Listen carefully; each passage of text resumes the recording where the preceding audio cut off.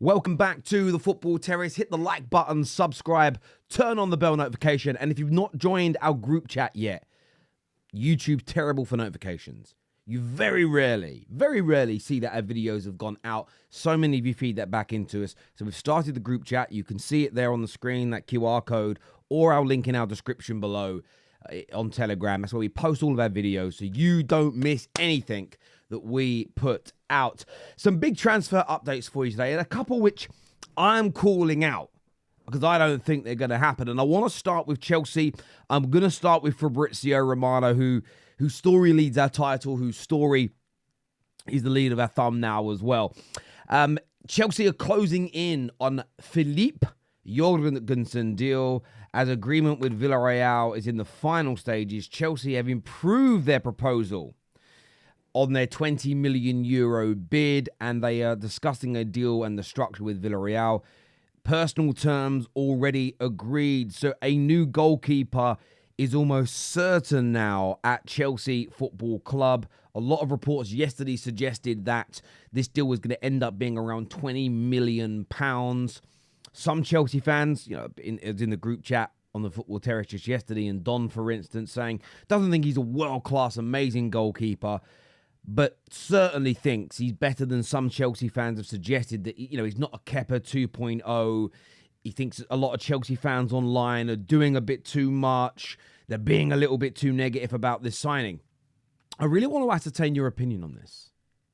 So in the comment section now, give us your thoughts and feelings on this very close deal. Very, very close deal to completion. Chelsea purchasing a new goalkeeper.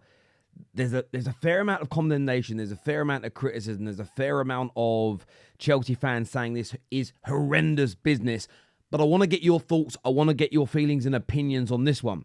The other Chelsea story that I want to jump into, because I read this on a number of Newcastle aggregators, and my first thought was, Chelsea would never be so stupid, would they? Chelsea could never be so dumb. And the story comes from the Football Insider that claims that Noni Madueke has agreed personal terms with Newcastle and is expected to join the club soon. Now, I want to reiterate, I am not stating I believe this story. Of course, I'm showing you where the source comes from. But I've seen a lot of Newcastle fans get excited about the prospect of Madueke.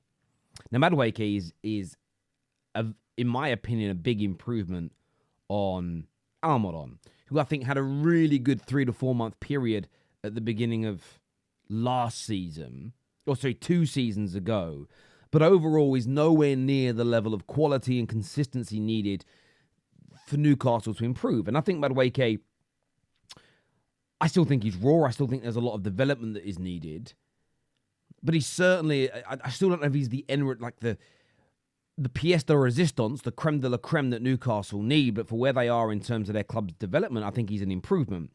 From a Chelsea perspective, unless they have 2 or 3 deals up their sleeve for new strikers and wide men, why would they let Madueke go? You could make an argument that Madueke is the best Chelsea have got in terms of their front line at the moment. Genuinely. If the rumours are true that Palmer is going to start playing in more of a attacking midfield central 10 role, that is, okay? So let me preface what I'm saying with that. But I just can't see Chelsea being this stupid. I can't see Chelsea being this dumb. I can't see Chelsea doing this in any capacity. So look, I respect the journalist. I respect the platform that's put it out. Respect to the Newcastle fans that are getting excited. I just don't see it happening. But as ever, I want to garnish this content with your opinions. I want to season it with your thoughts and feelings. Let us know in the comment section below. The next story goes to Arsenal, and I find this one really interesting. And I find it interesting because Damasio has pretty much been the only journalist all summer that has spoken about this potential deal. He's never dropped it, and it's reared its head again. And he has stated that Victor Osimhen does not want to go to Saudi Arabia. Whilst other offers for the player have been lower than Napoli's demand, it is worth paying attention to the Premier League. It is possible that Arsenal could present an offer sooner or later. Now, what's really interesting is Arsenal were linked to Osimhen for a long, long time. So we'll break this down to, if you go back over the last 18 months to 2 years, Arsenal have been credibly linked to him on a number of occasions. But the price of the player has always been a stumbling block, a problem, a thorn in the side of any team pursuing him. It's been very well documented all summer that Napoli are prepared to yield on the amount of money they would demand for Victor Osimhen. There was talk in the last 7 to 10 days that personal terms were agreed with PSG, that Paris Saint-Germain were close to coming to an agreement with Napoli, but things have cooled in the last few days.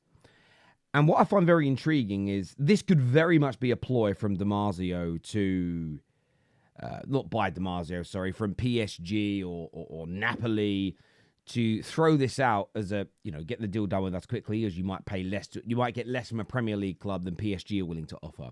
It could be Napoli putting out the story to make PSG hurry up and get the deal done because Arsenal might come and swoop in. I'm very aware of that. There'll be people in the comments saying this. I don't necessarily think, you may then see it as complete fake news and Damasio's been lied to. And I understand that theory. It holds water. It's credible.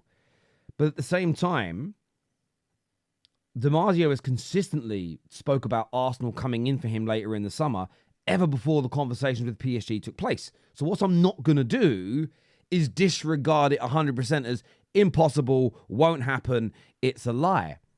I'm just going to park it. I was like, okay, interesting. The other theory, which I also think holds water, is could Arsenal have been waiting for the majority of the summer for that price to go from 130 to maybe 100, then to 80. Maybe now they think with a cheeky £65 million bid, they can pick up this player and save themselves a hell of a lot of money. Now, I get getting him in earlier would have been better in terms of preparation and pre-season and integration with his new teammates. But saving 50 to 60 to 70 million pounds is so important in the world of PSR, FFP. Plus, then you have additional funds to be able to invest elsewhere. You have some money that's saved that can go into contract renewals in the future. And all of this is very, very important. So again, I'd love to ascertain, gauge, delve into your opinions on this. As of right now, I personally don't see him being an Arsenal player. That's just a personal feeling. But objectively speaking, I'm not going to write it off completely. I think that's the behavior of a child when it comes to the transfer window. But give me your thoughts and give me your feelings below. Now, moving on to Manchester United, it says that Fulham are still working on a deal to sign Scott McTominay, and every expectation is they will return to the table with an improved offer. A gap in the valuation still exists between United, what they want and what Fulham are prepared to pay. And there's some good, bad, and some difference in this. The good is I'm glad to see Manchester United fighting for the valuation of our players. We've sold everybody far too cheaply in the last decade. Or maybe not the bad, but the worry is we won't get rid of enough players to bring in the other individuals that we want. And it's very obvious looking at our transfers at the moment that we are selling before we buy. And I think part of that is balancing the books. Very important. Ensuring that we're not burning the financial candle at both ends. But even more importantly, having a bloated squad is such a problem. Coaches speak about this with great regularity. So ensuring that we don't have too many players, that we don't have personnel issues in that way is key. I still think McTominay, Casemiro, Wan-Bissaka, Eriksen potentially, Lindelof, all these players have clubs sort of circling around them. We seem to have replacements lined up and ready, whether it be the likes of De Ligt, potentially Branthwaite, Frimpong, Dumfries has been mentioned.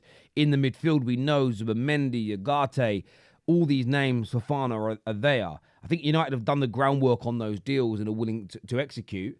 But it does appear that we want to try and get rid of 2 or 3 more players before we move on to some additional signings. So intrigued, keep an eye on this. It wouldn't be sad to see any of those players go. I'll thank them for their time at the club.